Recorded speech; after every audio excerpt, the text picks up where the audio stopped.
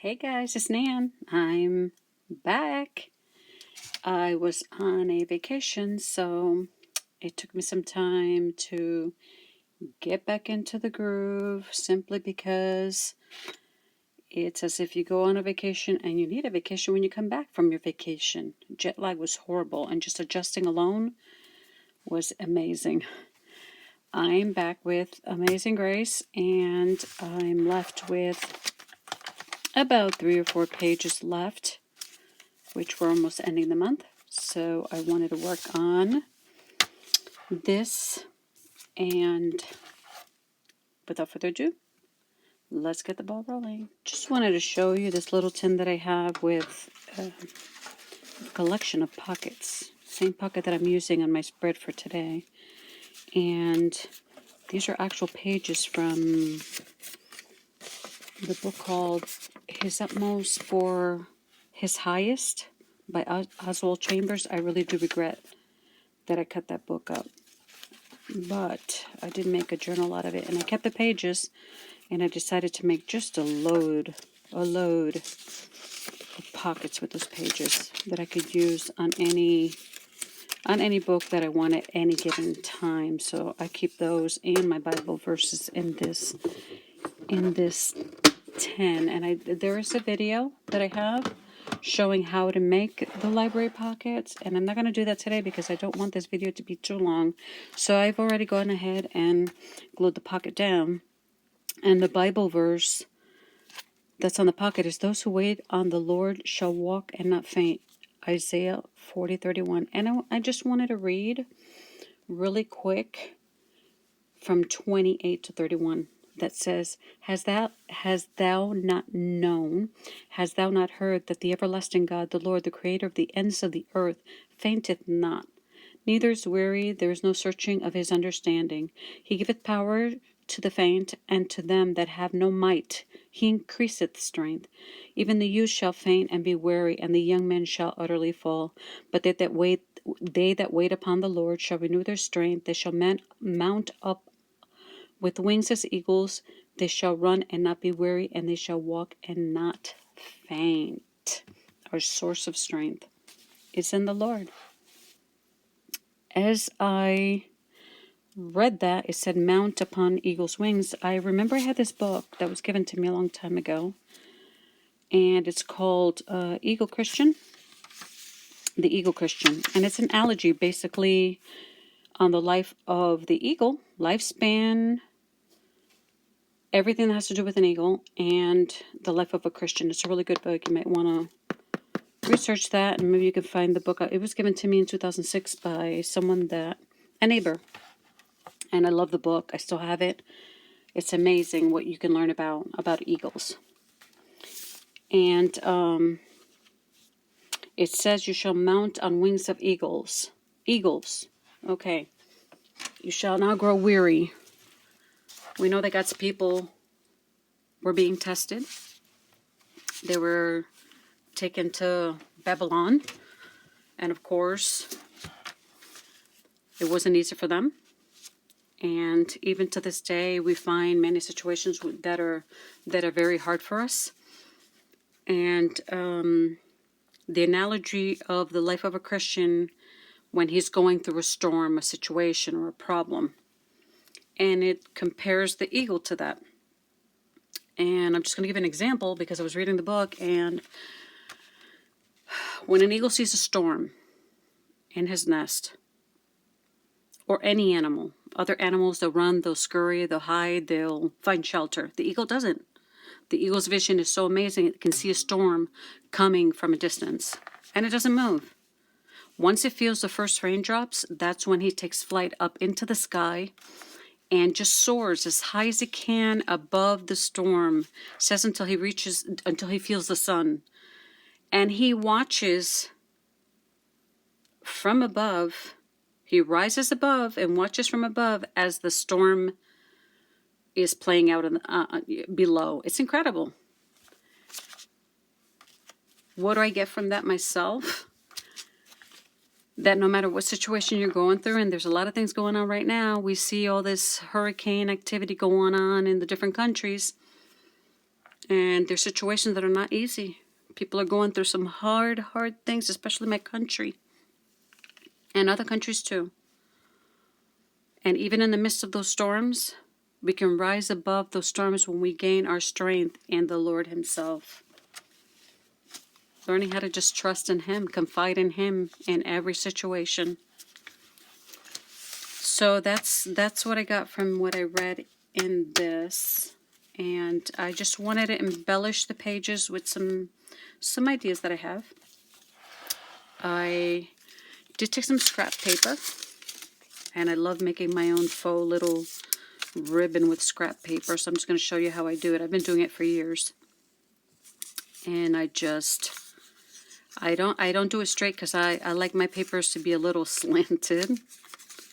So you can use any type of paper you want. It could be coffee dyed paper, colored papers. It could be avocado dyed papers. I use just about anything, any scrap that I have. And I keep folding till the end. And when you reach the size that you want, I glue behind it, and depending on if I'm going to embellish it a little more on the top, I will sew whatever it is on top. And you can make them long, and you can make it the length of the page, the width of the page, make them shorter, make them smaller, any size that you want. This is pretty much what I do in order to get my faux ribbon out of the papers. Just take it and fold it. You don't need to cut up paper, just use your scrap, and if you have 3 or 4 different papers, you can just glue one on top of the other and create the length that you want. So for this one, I just also took a scrap of material that I had from an old journal that I made. I had some left over. I also created the same faux ribbon with the material. Just ever so lightly put glue underneath to hold it in place. And this flower I obtained from the $1 store. And then went over it with a zigzag design on it. So that one I wanted to glue on the bottom here. So I'm just going to run a thin line of glue on the bottom here.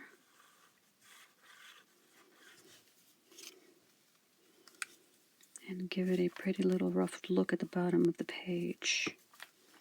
Then you can add more glue here to hold it down on the sides. And you just keep building from there. I added the bigger flower up on the top, and then I went ahead and I created a tag with a magazine picture that I got from one of my Wildlife Africa magazines. And because I love birds, and added this is actually a sticker, I didn't write that there. The Lord your God is with you wherever you go. We can be sure of that. No matter what's going on in the world today, no matter what happens, He is always there. And I added this here and the little pen. I'm not sure if I'm going to write the date on there or what I'm going to put on there, but I also did a zigzag stitch around it and added this ribbon that I've had for quite some time. So that's going to go in there. So I'll have plenty of space to write whatever I want to. I haven't written in a while. I've been doing more of creating in my pages, and I decided that I'm just going to write quite a bit on this one. So I wanted to create something on the other side, and what I did was I was looking through a magazine, or magazines, and I just pulled some pictures out. But for this one, I found this that said wait and see, which called my attention, as any words do. Called my attention and made sense on this because it does say wait upon the Lord, so wait and see. Wait for your miracle, it'll happen. Create another one of the faux paper ribbon, glued it on there. I didn't glue these here completely because I'm going to show you what I want to do with it. So I sewed it on the top. I did glue a piece of coffee dyed paper here because I can also write down write down this way. I can add a date. I like stats. I like the temperature, the weather, the date, humidity, all that kind of stuff. And maybe top news story there. And then on the inside, I also did a zigzag stitch with a coffee dyed paper on the inside of it. It's just kind of cute. It's a flap you open up. And what I wanted to do with that was glue it to the page. My book doesn't stay flat anymore. It's so filled, but I love it. I love it. And maybe someday someone will get a good look at all these pages. Maybe grandchild, a relative, when I'm no longer around. And maybe not, but in the meantime, I enjoy the fact that I can do this. Create my own pages and just make my books. So I want that page glued there. Believe it or not, I will be able to write, even though my book is not flat. Where there's a will, there's a way. And there we go. So when I open that flap, this is what I'm going to see. Nice. Then I can write on this side. But I'm not finished yet. There's one more thing I wanted to add here. And that was like a last minute thought kind of thing. With those same scrap pieces that I have, I created these little mini envelopes. And my idea is to write a Bible verse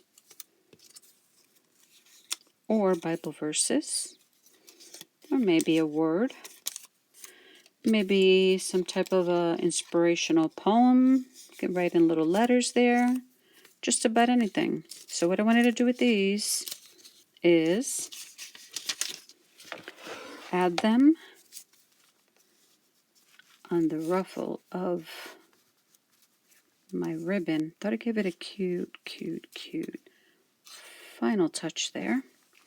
I don't have to add them all, but just so you can get an idea of how it looks. Let me see if I can put this one. And there you go. Easy peasy. Simple page. A lot of decor. I'm using everything that I have on hand. Nothing purchased. Call it scraps. Call it leftovers. But and I will glue these down after I put the Bible verses down. Write what I want. Pull my tag out. I can also write there. Plenty of space to write. So what I'm going to do now is I'm going to set this aside and just show you real quick how I did the little, and I just folded this over. Take a scissor, cut a little piece off the top, and this is for the envelope. So you can do this with any size paper and you can get all different sizes. Just fold the flap down, and then you could either keep as, you could even turn it around and put a little stamp on there. Pretend you're sending it to someone, let's say I'll send it to my sister. And then pretend I'm writing her address and put my name there. You can add a little stamp there and maybe put it inside the pockets that way if you choose to in the ribbon. But what I did to create that flap was just cut at an angle until I got to the middle. And there we go. And there's your envelope. And I made several sizes. I don't see where I put them, but that's okay. And you could do that with just about any paper, any size. Just following that same. Let's try this one. Just fold it up. And you know what? So the color shows. Fold it up. Cut the top. Bring it down. Find your center. As you can see, I'm doing no measuring. Perfect little envelope. And if it's not perfect, I'm okay with that. I love all that rugged looking stuff. That's imperfect. And as far as to the page that I chose, I went through plenty of magazines that I have. And it can have words and it doesn't have to have words. I mean, they can mean something to you, they don't have to mean anything. So this one says make your own. Make your own what? You can choose where you want to put your paper inside. You can do it on this side. You can do it on that side. Up to you. You don't have to stitch. Decorate these pages as you like. When you open them, look at that beautiful. Maybe that coffee dyed lined paper can go in here. And maybe no, nothing. Maybe one small pocket so you don't cover up the pictures. Here's one that says Wild Times. Open it up. And there's a deer. This one, you open it up and it says, what will you make today that you can share tomorrow? Today for me. Tomorrow for you. Or would that be vice versa? Today for you and tomorrow for me. And this one's gorgeous. And I have an array of magazines, from cooking magazines to wildlife magazines. You can pull out any papers that you want. It's easy. Just open the page. What I did was I turned it around, folded it on this side first, turned it around, fold it in, leaving a little flap, leaving the edge out. And that's what I did with that. And one final look at my page. Look at that. I love it. Simple, yet it looks like you've used items that are not even scraps. I love it. Open it up so those don't fall out. Write whatever you want inside. Bible verse, your thoughts, anything. And that is it for my page. Thank you so much for joining me. God bless you all. And I do have more to come. Take care. Bye-bye. Thank you for watching.